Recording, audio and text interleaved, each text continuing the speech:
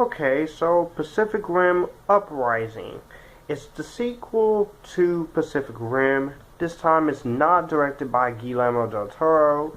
We have a new cast, including a returning member. This stars John Boyega, Scott Eastwood, Jing, Tian, Cailee, Spaeny, Rinko, Kikuchi, and Charlie Day returning from the first film.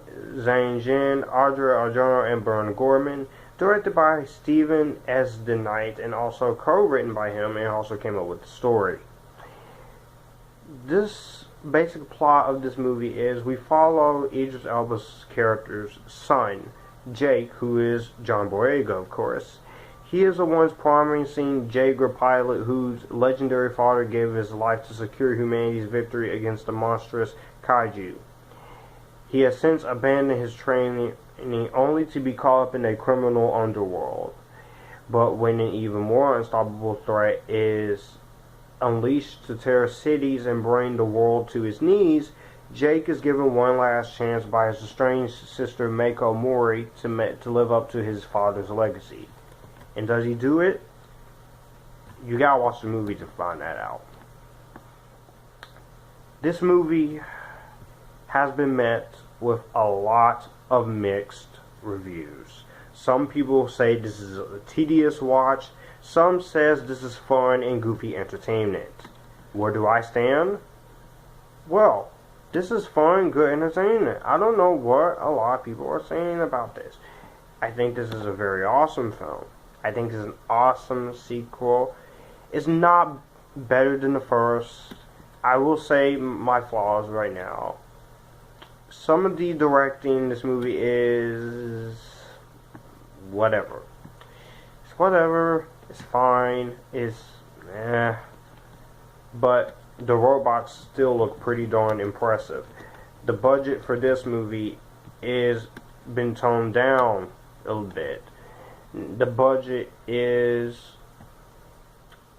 $150 to $176 million, and Guillermo del Toro does stay as a producer.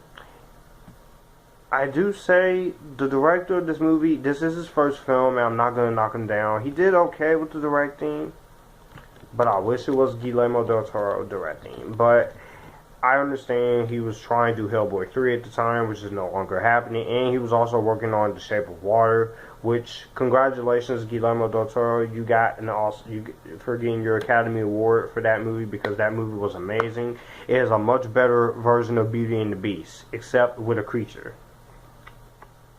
And this is the 9th highest grossing film of.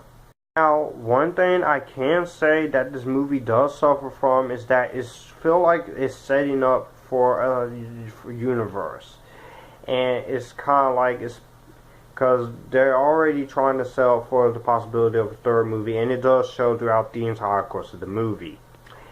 And also there's been talks about Pacific Rim crossing over with the MonsterVerse from Legendary Pictures, which honestly, I'd be pretty up for it. I enjoyed Godzilla. I love Kong Skull Island. I can't wait for Godzilla King of the Heck, can't wait to see Godzilla vs. Kong in 2020. And it's grossed $1 billion worldwide. This is the MonsterVerse franchise has. So I have to say, kudos to the MonsterVerse. Acting in this movie is great. John Boyega, he is amazing.